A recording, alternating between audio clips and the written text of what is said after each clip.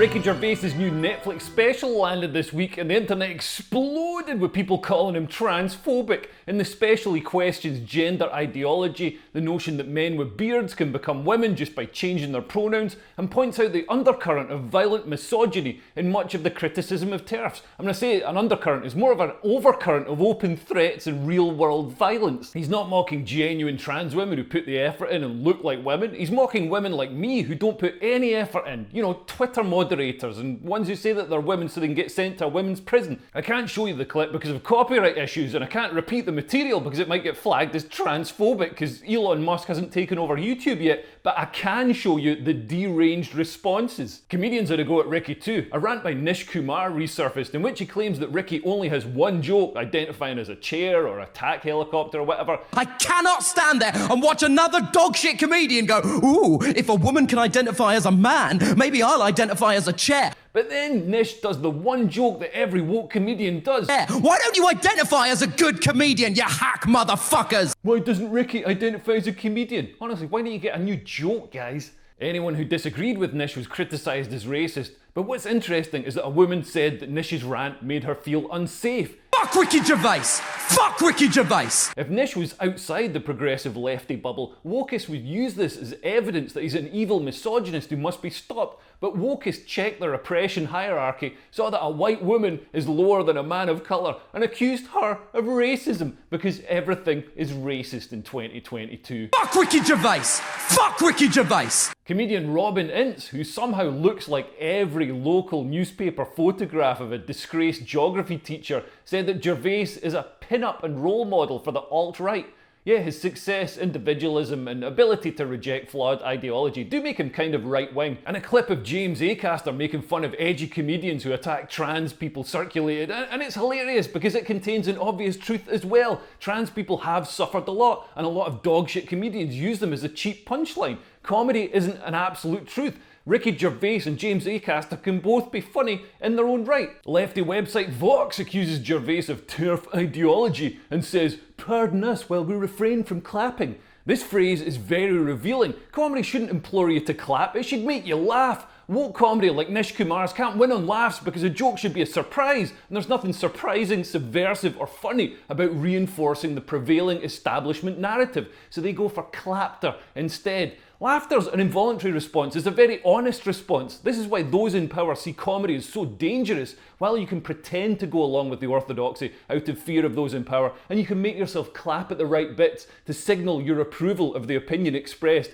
you can't stop yourself laughing at the shock of an obvious truth exposed by comedy. So in this instance, it's a bit silly to say that men with beards are women, gender is more than pronouns, and violent intimidation of women is bad. If Gervais was mocking a secure idea, such as the laws of gravity, pointing out that apples fly into the sky instead of falling to the ground, it wouldn't be funny because there isn't a recognisable kernel of truth in it. But the fragility and logical inconsistencies of enforced ideology, whether that's the Taliban or green-haired pronoun people, break immediately under scrutiny. Vox also claims that Ricky Gervais' comedy allows white supremacists to operate in plain sight. Oh yeah, you'll have noticed the many Ku Klux Klansmen and Nazi stormtroopers at Ricky Gervais shows. Honestly, when's somebody going to tackle all this white supremacy? I just want to turn on the TV once and just see an advert with some non-white people in it. All these many white supremacists constantly ruining my day with their white supremacy. I'll be down at Sainsbury's and I can't get to the avocados because of white supremacists everywhere. I'll wake up in the morning and I can't get my trousers on because there's white supremacy all over my bum. Vox also implies that Ricky Gervais' comedy contributes to the high levels of suicide and violence against trans people and anti-trans legislation. And it's true that there is a much higher suicide rate in trans women than in cis women.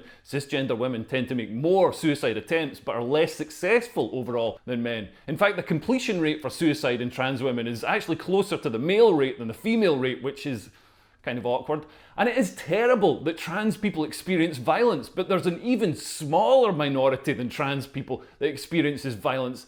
Comedians. Comedians are an increasingly marginalised group who are regularly assaulted in public. This is an accepted part of society. Look at the people defending Will Smith for assaulting Chris Rock. Some ideologies, such as the Taliban, even kill comedians who mock them. Comedians are also subject to growing legislative restrictions on their freedoms, from the hate crime bill to the online safety bill, and societal restrictions from social media moderators and censorious comedy club bookers. Moving on from Vox, men's titty mag Esquire used to be fun, but now it says that Gervais is bad because Lawrence Fox likes him, without explaining why Lawrence Fox liking something makes that thing bad. It reminds me of bitchy girls at school desperate to enforce social hierarchy. You can't sit with us because you're friends with Derek and he smells.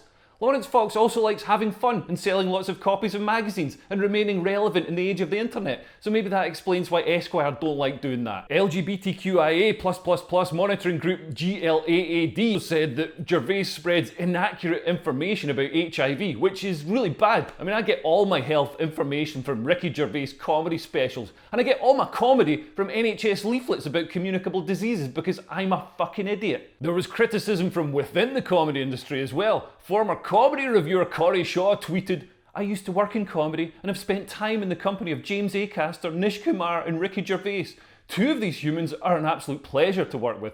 One of these humans is horrible to be around." Yes, your assumption is correct. Well, while we're on the topic of people who are horrible to be around, Corey once scathingly reviewed a new act in the New Act of the Year competition, and there were a couple of errors in the review, so the act in question contacted Corey to correct the errors and made a little joke about how he's going to quote the article. So instead of saying, "This is gold-plated garbage," he'd put, "This is gold-plated" on his posters.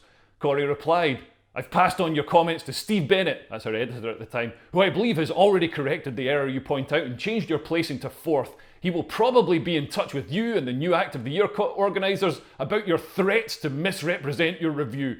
Thanks for the heads up. I shall ensure that all the bookers, venue management, agents and press that I work with are aware that this is what you are planning on doing. I'd suggest that you learn to take a bad review on the chin, as everyone gets them at some point, but with this response to an industry professional, I doubt you'll be in the business long enough to earn very many more."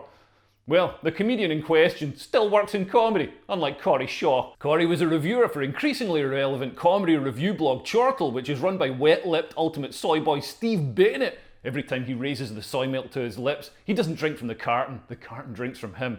Who reviewed Gervais' show, admitting, yes, he's often funny, but condemned Gervais for having as his core demographic people who believe you can't say anything anymore, even though nobody says you can't say anything anymore. Ricky's even said you can joke about whatever the fuck you like, and some people won't like it, and they will tell you they don't like it, and then it's up to you whether you give a fuck or not, and so on. It's a good system. In fact, the only people who say you can't say anything anymore are beta male comedy reviewers. Oh, and Piers Morgan. Why are there still comedy reviewers in 2022? Who's thinking about seeing a comedian and thinking, well, I could watch clips of this comedian online to see if I like him, but nah, I think I'll see what this guy who got bullied at school and doesn't get any pussy has to say about him. Comedy reviewers have seen so much comedy they can't enjoy it anymore. They're like a French Regency prince who's indulged every sexual depravity to the extent that he can only get hard when he's felching a giraffe. Look, nobody's got a problem with genuine transgender women who put effort in and look like women, like Caitlyn Jenner or Blair White. In fact, society needs more smoking hot babes. Gervais isn't having a go at them, he's having a go at males exploiting the system that says my pronouns are my gender.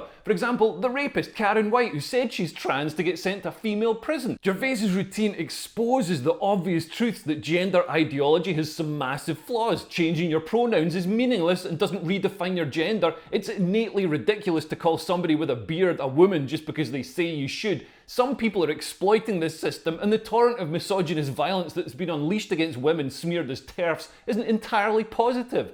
And as for Gervais being a right-wing extremist, if you think that everyone except for a tiny coterie of violent genderqueer Maoists is a far-right extremist, maybe you're wrong. I personally don't think that Ricky Gervais, Dave Chappelle and Mumsnet are the coming of the Fourth Reich. Breaking down Gervais's routine, it basically quotes gender ideology verbatim, saying things like, of course she's a woman, look at her pronouns. If it's hilarious to just quote your ideology verbatim, the problem isn't Ricky Gervais. The problem is that your ideology is ridiculous. Thanks for watching. If you enjoyed this video, please commit a hate crime by sharing it with your friends and like and subscribe. And also, if you want to support me making these videos, please consider becoming a patron. From as little as £3 a month, you get early access to these videos, you get patron-only content, like a podcast I do with a criminal barrister, and you get to know that your £3 a month is going to help me buy sausages. Thanks for listening. I've been Leo Kearse. Bye. Bye-bye. Bye-bye.